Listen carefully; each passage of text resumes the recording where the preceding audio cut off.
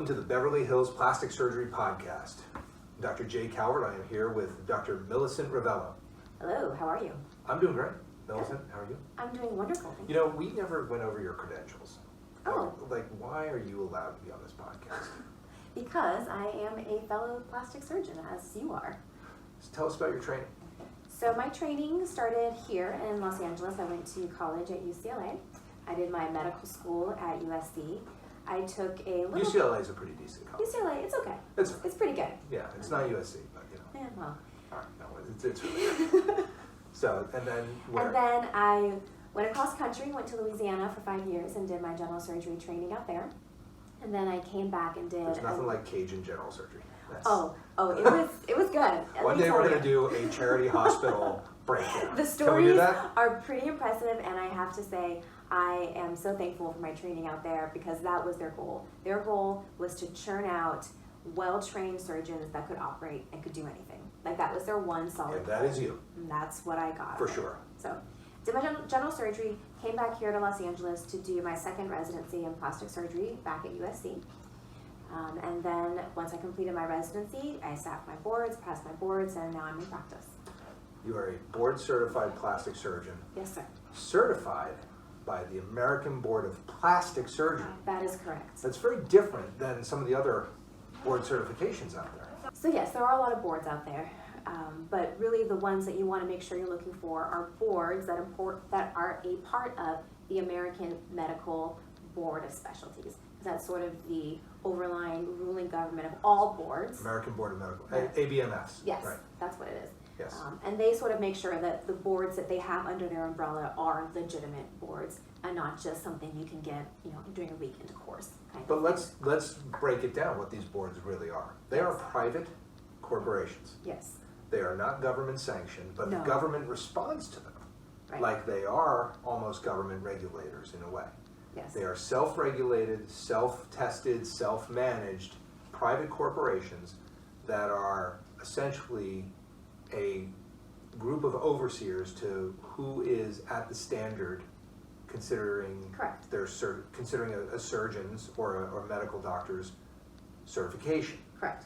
So they make sure that you have done the actual requirements that you need to become a plastic surgeon or a dermatologist or whatever your board is, so that you've done the right training, you've completed a residency, you don't have any strikes against your name that could cause problems. So they really have an oversight into all your training so that some Joe Schmo off the street can't just hang a shingle and say he's done this and that when he actually hasn't. Right, and so there are private corporations that you can buy board certification Of from course. if you want to for like whatever you want. Right. There's a Dimitri Martin joke that I really love. It says, I used to play really hard at sports, but then I learned you could buy trophies. And now I'm good at everything. It's a great joke. There are these boards. Sure. And if Write a money, check. you'll get a board for something. You're going to get a certificate that says you're certified. Right. Whereas we have to take tests and show up in another state and get grilled by Oh my the goodness, yeah. senior board examiners who are, It's intense. it's so intense. It's not just a matter of doing your training and passing your tests in residency and graduating from residency. This is a whole separate step after residency involving written tests as well as oral exams. And you not only are being asked questions about general plastic surgery and can you answer the right choices ABC. In plastic surgery, you're actually presenting your own cases. So you spend Yes. your first year or two or however long it takes to collect the number of cases you need, and then you take those cases to your board and they review all of them. And they pick some of them and they ask you questions and they say, why did you do that? What were you thinking? And you actually have to explain not just general plastic surgery, any generic answer on a test, but your own plastic surgery, your own ethics, why you did what you did, why you have the outcomes you do. Absolutely, and it is a grill fest. Oh my goodness. I'm so glad I have my boards and I'm so glad that they are done. Oh, totally. It is not simple. No. I mean, I remember sitting there defending my choices on my cases, and I was like a punching bag. Although how nice must it be to be on the other side? Yeah, it's Be a great. board examiner. Well. Just have that look on your face. I see. Well, board examiners are under some pressure too because they have to examine very subjective things in an objective manner. Okay. I don't think that's easy. No, it can't be. I don't think it's easy for, first of all, you're trained by different people that I'm trained by, that this guy's trained by, and we're going to examine all of them, and there are multiple interpretations of how to take care of somebody. Oh, of course, especially in plastic surgery. Especially in plastic There's 1,000 surgery. different ways of doing any one procedure. Michael White, one of my professors at the University of Pittsburgh, he used to come in for every wound problem that we had. He'd say, I need 6 ways to fix this. Free flap and skin graft don't count. So tell me how to fix it. And you'd have to come up with 6 ways. And there were always 6 ways that you could fix any of these problems. Absolutely. So if you know that this guy who's been training residents for his entire career, has probably been in practice now for 30 years, he can get 6 ways out of every single resident. Just think, when you're in front of these guys, now you're the examiner, here comes somebody who's trained by somebody you don't know, they're looking at a problem and they're going to present it, and you don't even, as the examiner, you may have never seen that technique. Right. So I think I think it's challenging, and I think that the I can board see that. examiners, the reason I bring this up in why you are a hotshot plastic surgeon is because you are board certified. You went through this stuff really rapidly. I mean, did you go to like high school when you were like 12 or something? 10. Yeah, 10. So you polished that stuff off, and it's a big deal to be a board certified plastic surgeon in Beverly Hills. Not easy. No, it is huge. And it's up there with accomplishments. It is, and I don't think that the public has any clue. They look at you and they look at the guy down the street who didn't even do a surgical residency, who paid for his board certification from the American Board of whatever surgery, as exactly the same. They can't tell the difference. They can't, and that's the really hard thing, right? As a plastic surgeon, our board that manages all of us can put sanctions on us. They can say, you screwed Yes, up, they can. you didn't do this right, no board certification for you. And that's very hard for us because that's what we are working towards. But someone who's not anywhere near a plastic surgery league, but they want to do cosmetic surgery, there's no board governing them. So they can say whatever they want, they can do whatever they want, and unless they're committing actual malpractice, there's no overlying board that's saying that they can't do what they're doing. And it doesn't matter, because in California, you are licensed to practice medicine and surgery with a 1-year internship, and that's it. Yep, and it is terrifying. And it's terrifying. It is terrifying. It is unbelievable. How is that even possible? And I'll look at other people's credentials online, and as a medical professional myself, I have a hard time discerning what is legitimate and what's not. Because I can only imagine what it must be like for a layperson to try and, bumble through all these acronyms and different letters and certifications. It is tough. It is hard to figure out who is legit and who is not. Well, that's why I wanted to discuss this with you, because you are an accomplished plastic surgeon, and I think everybody who's listening to this podcast ought to know who's talking to them. Well, thank you. Thank you very much. And I think it is important to get the message out there that there is a difference between surgeons and between plastic surgeons and between credentialing. Absolutely, and that's the thing. When you look, if you go onto the California Consumer Affairs website and look up my license, for instance, and you see that there are no actions against me. There's no, I've never been dinged with a gigantic lawsuit. All those things are all there, because other websites can make stuff up and try to extort money out of you. Like this is the part that's really sad, and people don't understand that doctors are huge targets for their reputation. Being literally used against you to extort money out of you. Because that's all we have. I mean, we have our skills, obviously, and our knowledge, but at the end of the day, it's your reputation. Absolutely. People know what you're made of or what you're not made of. And that's the thing, is your reputation as a board-certified plastic surgeon is a huge leading credential when somebody says, well, why are you qualified to do this? You say, well, I'm a board-certified plastic surgeon. That means something to another board-certified plastic surgeon. It means somebody who's a board-certified, to somebody who's a board-certified internist. It means something to somebody who's a board-certified cardiothoracic surgeon. They know what that is. So just to break it down, you're saying board-certified by the American Board of Plastic Surgery. That's why I wanted to talk about this. The next level, of course, is then the fellow of the American College of Surgeons. That is because there are boards that like to mimic that credential as well. Oh, that I'm not aware of. FAACS Okay. is very different than the credential that I have, which is the FACS, What is FAACS?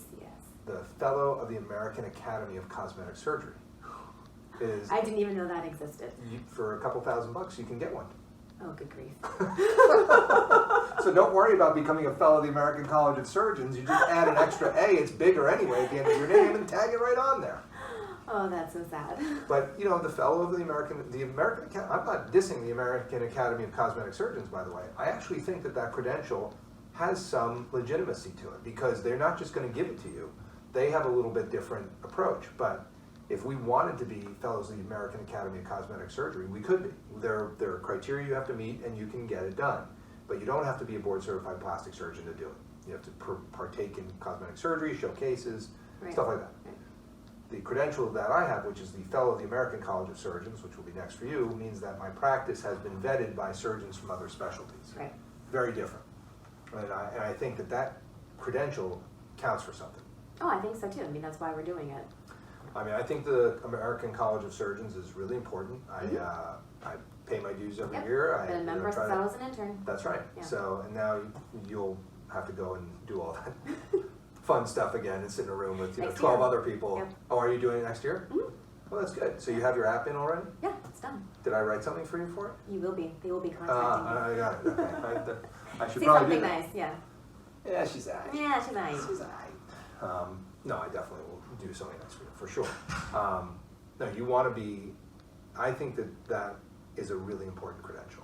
I agree. And it's different than FAACS, obviously, but, you know, I always looked for that in people that were working on my family members, and I want to know that, you know, this is somebody that, you know, has enough interest in their career to really To go the extra kind of step. go that extra Yeah. step for the to become a fellow of the American College of Surgeons. And it It's has not nothing. some, you know, it has definitely not, I won't say the word clout, but it has some high standing in the sense that, like you said, you're being vetted by other surgeons outside of your specialty. So cardiothoracic surgeons, ENTs, all these other surgeons. So it's a community of surgeons who have done their part and who are stepping up to get this extra credentialing. And it's not just isolated to our little world of plastic surgery. It's a huge network of competent, skilled, credible surgeons.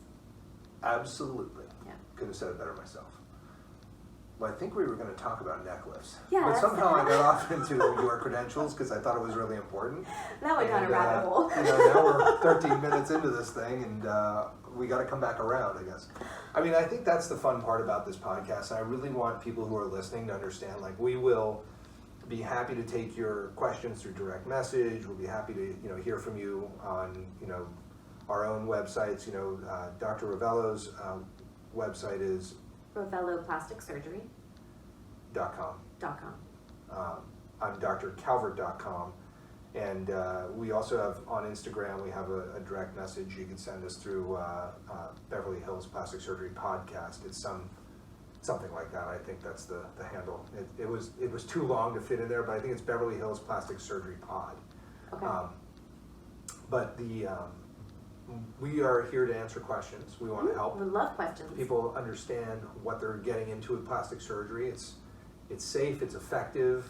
The techniques have come through amazing transformations in the past, you know, in the 20 years I've been in practice. It's like a whole different animal. Past 10 years, 5 years, it changes. It does. It changes frequently. We stay on top of it. That's why we go to meetings. Mhm. And we really want to, you know, stay in the game in terms of what we know and what we are contributing.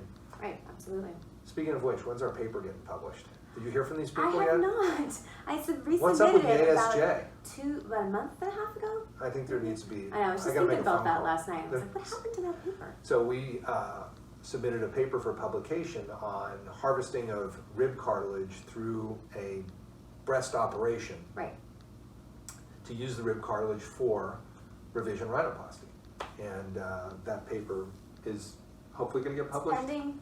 I know. We'll see. They sent it back for revisions, which we corrected, and we'll see. At least it wasn't rejected outright, which is usually what I'm saying when because I do review. I review for that journal a lot of times. I'm just like, Nope. you know, I read these papers. I'm like, No. how can I say this nicely? No. No. There's just a big no here. You can't publish like, I think this is cool. Like, that doesn't work. You have to have data, you have to have, like, the publications, peer-reviewed publications are a big deal. That's why they're peer reviewed. But, I think those peer-reviewed publications are really important. And some of the papers that I've published, I think, are referenced very heavily in the rhinoplasty literature. I do want to write up my facelift stuff. That's coming. That would be the next one. Yeah, I think so, because the way that I'm doing these facelifts now, I'm much happier with them. Well, let's get back to the neck lift. We'll do that in the next podcast. How does that sound? That sounds good. This is the Beverly Hills Plastic Surgery Podcast, coming to you direct from the 90210.